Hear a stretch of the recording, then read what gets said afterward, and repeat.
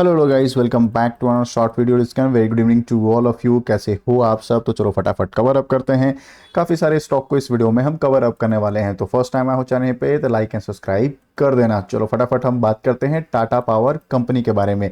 कमाल की कंपनी है, मल्टी बैगर रिटर्न दे चुका है। अगर आपको रिन्यूएबल सेक्टर में और पावर सेक्टर में अभी भी आपको लगता है अपॉर्चुनिटी है बाइंग ऑन डिप का, अगर प्लान ऑफ एक्शन रख रहे हो तो इस स्टॉक को डेफिनेटली अपने पोर्टफोलियो में रडार पे रखना, क्योंकि आने वाले टाइम में ये और भी ज़्यादा रॉकेट बनने वाला है। इसके टारगेट जो है 540 रुपीज़ के आसपास प्रिडिक्ट कर गया है। सेकंड, कंपनी ने खुद कैपेक्स का अनाउंसमेंट करके बैठी हुई है। 20,000 करोड़ के आसपास का कैपेक्स का भी अनाउंसमेंट किया है। हाल फिलहाल देखोगे राजस्थान के साथ भी एमओयू साइन होते हुए 1.2 लाख करोड़ के आसपास एमओयू भी साइन हुआ है फॉर रिन्यूएबल सेक्टर के लिए। कमाल की कंपनी है, अगर आपके पास है तो लॉन्ग टर्म के लिए जरूर ध्यान रखना। 1.5 लाख के आसपास मार्केट कैपिटलाइजेशन है। आने वाला जो टाइम फ्रेम है आपके लिए रडार पर रहना चाहिए। 30 अक्टूबर, माफ करिएगा 30 अक्टूबर जो है आने वाला, जो है Q2 का रिजल्ट आने वाला है, तो ये चीज़ आपको ध्यान रखना है। 30 अक्टूबर के आसपास इसका रिजल्ट आएगा, तो ड्यूरिंग द मार्केट अगर आता है तो स्टॉक में काफ़ी सारे हलचलें होंगी। अगर स्टॉक का रिजल्ट काफ़ी शानदार रहा है, क्योंकि टाटा पावर हम 3 पैरामीटर को चेक करते हैं। पहला पैरामीटर्स होता है जो होता है कि डिस्ट्रीब्यूशन कैसा है, रिन्यूएबल सेक्टर कैसा है, and third and most power generation. तो हमारा फोकस रहता है रिन्यूएबल सेक्टर इनका कितना अच्छा ईयर ऑन ईयर इंप्रूव कर रहा है या नहीं। टाटा पावर अगर आपके पास है ज़रूर कमेंट बॉक्स में बताना, और रिजल्ट के लिए अगर मेरे साथ कनेक्ट रहते हो तो चाहो तो चैनल को सब्सक्राइब कर सकते हो। जीआरएसी की बात करें तो यस, पॉजिटिव और नेगेटिव न्यूज़ दोनों इनके सामने है। हाल फिलहाल ये स्टॉक जो है 2 बड़े ऑर्डर्स मिलते हुए दिखे थे। उनकी अगर बात करें तो हम 226 करोड़ के आसपास इनको वेस्ट बंगाल से ऑर्डर्स मिला था, ट्रांसपोर्टेशन डिपार्टमेंट से। सेकंड, इनको वेसल्स बनाने के लिए भी ऑर्डर्स मिले थे। 2 बैक टू बैक इनको 4 अक्टूबर के आसपास ऑर्डर मिले थे। हाल फिलहाल जो नेगेटिव न्यूज़ जो मार्केट में है वो काफ़ी ज़्यादा स्ट्रेसफुल है। स्ट्रेसफुल इसलिए कह सकते हो, तो अगर बात करेंगे शेयर होल्डिंग पैटर्न का, तो वहाँ पर देखो कंटिन्यू एफआईएस जो है अपना सेल आउट कर रहे हैं, और डीआईएस ने तो पूरा का पूरा माल ऑलमोस्ट खाली करते हुए दिख रहा है। लगभग 2% से कम के आसपास स्टेक कर दिया है। तो इस चीज़ के लिए आप इस चीज़ को रडार पे रख सकते हो कि जीआरई से अगर आपके पास है तो थोड़ा ध्यान रखना। शेयर होल्डिंग पैटर्न में पहले से ही प्रॉफिट बुकिंग आई है। Q2 का रिजल्ट भी इसका आने वाला है, मतलब कि एफआईएस टीआईएस को थोड़ी सी उम्मीद कम है। इनका आने वाला जो क्वार्टर है अच्छा खासा नहीं कर सकता है, बट ऐसा कुछ है नहीं। अगर इनको बैक टू बैक अगर ऑर्डर मिलते हैं, सपोज करो जैसे कि माजरॉक को ऑर्डर मिलते हैं, या फिर जीआरएससी या कोचिंग शिपयार्ड या एचएल, किसी भी डिफेंस स्टॉक को बैक टू बैक बड़े ऑर्डर्स मिलते हैं, स्टॉक कम बैक करते हुए नजर आ जाएगा। सो आप इस चीज़ का ध्यान रखना। लॉन्ग टर्म का पर्सपेक्टिव बना कर रखे हो, 1500 आपके लिए एक मैसिव सपोर्ट बनते हुए नजर आ जाएगा। ठीक है, चलो अभी तक लाइक एंड सब्सक्राइब नहीं किए हो तो आपसे रिक्वेस्ट होगा लाइक एंड सब्सक्राइब कर देना, क्योंकि नए वीडियोस को और नए न्यूज़ को आप तक मेरा काम है आप तक रीच आउट कराना। बात करते हैं बीएसई लिमिटेड। ये कमाल का स्टॉक है, बुल रन में दौड़ रहा है। प्लीज़, एक चीज़ का आज भी कमेंट आया था, सर इसके पीछे का रीज़न क्या है, तो 2 बार इसको वीडियो को कवर अप किया है कि सबसे बड़ा सेबी का रूल्स, सेबी का एफएनओ का जो रूल्स है एक्सपायरी का, वो इनको डायरेक्टली फ़ायदा होते हुए नज़र आ रहा है। जो आने वाले टाइम में ट्रेडिंग वॉल्यूम में जो इनको रेवेन्यू में जंप होते हुए या एक्सपायरी इनको एक्स्ट्रा मिलते हुए दिख रहा है, इस वजह से इनमें अच्छा खासा जो है बुल रन बना हुआ है। अब एक चीज़ का ध्यान रखना है क्या, कि आपको बाइंग ऑन टॉप पे नहीं करना। लास्ट 1 ईयर में भी देखोगे 200% का रिटर्न है, 5 ईयर में तो 2500% के रिटर्न पे देके बैठी हुई है। तो एक चीज़ का ध्यान रखना है, कहीं भी टॉप लेवल पर अगर आप बाई कर लिए हो तो ये स्टॉक आराम से 20 से 30% का करेक्शन कभी भी दे सकता है, क्योंकि रॉकेट बन के बैठा हुआ है ये स्टॉक।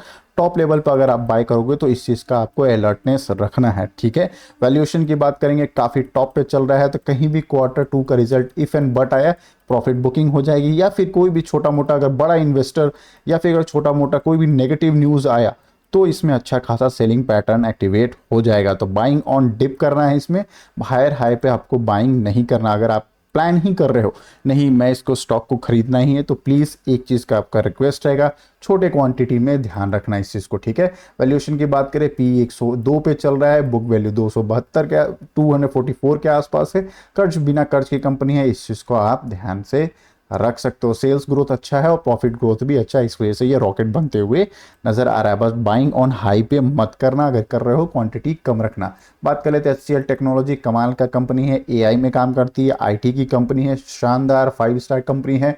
मल्टीपल टाइम इसको कवर अप किया है, जब ये 1350 के लेवल के आसपास था, इसको फिर से एवरेज करने का प्लान ऑफ एक्शन में हमने रखा था। कमाल की कंपनी है, आने वाला टाइम में इनका Q2 का रिजल्ट आने वाला है। Q2 का जो रिजल्ट है 14 अक्टूबर को, यानी कि मंडे को रिजल्ट आ रहा है। रहा है, मैं भी इनका रिजल्ट को पब्लिश करते हुए नज़र आ जाऊंगा। ठीक है, कमाल की कंपनी है। अगर आपको बिलीव है एआई में एंड स्पेशली आईटी सेक्टर में कम बैक करने का, कमाल का ये रिटर्न देके बैठी हुई है। लास्ट 5 ईयर्स में देखोगे शानदार 5 स्टार रिटर्न देके बैठी हुई है as compare to other IT companies. ठीक है, तो अगर आप लॉन्ग टर्म के लिए देख रहे हो तो स्टॉक को जरूर देखना। सेकंड टॉपिक की बात कर लेते हैं, तो एचसीएल जो है जिस हिसाब से रॉकेट बना हुआ है 5 ट्रिलियन के आसपास, मतलब 5 लाख के आसपास इसका मार्केट कैपिटलाइजेशन भी होते हुए दिख रहा है। आप देखोगे मार्केट कैपिटलाइजेशन आज थोड़ा सा प्रॉफिट बुकिंग आ गया टॉप लेवल से, नहीं तो 5 लाख के आसपास ये मार्केट कैपिटलाइजेशन भी कंप्लीट करते हुए नजर आ गया था। ठीक है, तो लॉन्ग टर्म के हिसाब से देखोगे कमाल की कंपनी है। इन्वेस्टर्स भी इसमें एफआईएस जो है बीच में जब इंक्रीज किए थे अपना स्टेक तो भी मैंने बताया था, और डीआईएस ने भी स्टेक इंक्रीज किए थे वो भी मैंने आपको बताया था। इस चीज़ को आपको ध्यान में रखना है। नेक्स्ट न्यूज़ की बात कर लेते हैं, एमडीएल। यस, इस स्टॉक को थोड़ा सा आप रडार पर रख सकते हो। हालांकि 2 पॉजिटिव न्यूज़ आया था, कल के दिन भी इसको कवर अप किया था। पहला जो पॉजिटिव न्यूज़ था, गवर्नमेंट ने जो क्लियर किया 80,000 करोड़ के आसपास जो 2 न्यूक्लियर सबमरीन का प्लान रहेगा और एक प्रेडेटर ड्रोन्स की मैसिव बाइंग होते हुए नजर आ जाएगा। मतलब क्या, लगभग 45,000 करोड़ का एलोकेशन होगा न्यूक्लियर सबमरीन बनाने के लिए। तो सबमरीन बनाने के लिए मासडॉक जो है सबसे ज़्यादा प्रेडिक्टेबल है, पीएसयू कंपनी है। लॉन्ग रन के हिसाब से इसको आप देख सकते हो। इसके अलावा अगर आप प्रेडेटर ड्रोन्स खरीदने वाले हैं, ड्रोन्स की मेंटेनेंस की बात करें, एचएएल को मिल सकता है, बीएल को मिल सकता है। और ड्रोन्स में भी क्या लगते हैं, बड़े बड़े ड्रोन्स लगते हैं, अनव्हीकल ड्रोन्स जो होंगे उनमें मिसाइल्स की रिक्वायरमेंट होगी, तो बीडीएल का भी रिक्वायरमेंट वहां पे पड़ सकता है। ठीक है, सेकंड एंड द मोस्ट जेनटेक को भी आप रडार पे रख सकते हो। Second and the most important, एक और इनको बड़ा सा ऑर्डर मिलते हुए दिख रहा है माजडो को। लगभग 121 करोड़ के आसपास ऑर्डर इनको मिल चुका है। 1 साल का इनका टर्नओवर है।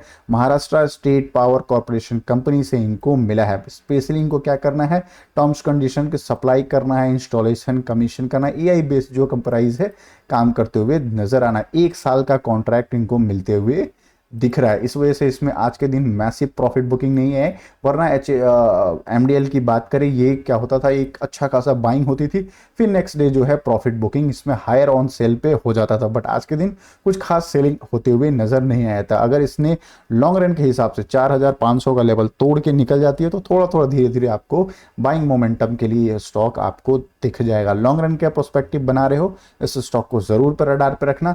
सेकंड, इसका पी रेशियो अभी भी थोड़ा सा आप चाहो तो कंसीडर कर सकते हो, लोअर साइड में आता है तो बाइंग ऑन डिप का कंसीडर जरूर करना। कोई कर्ज नहीं है, कर्ज फ्री कंपनी है। 14 book price to book value 14.2 के आसपास चल रहा है।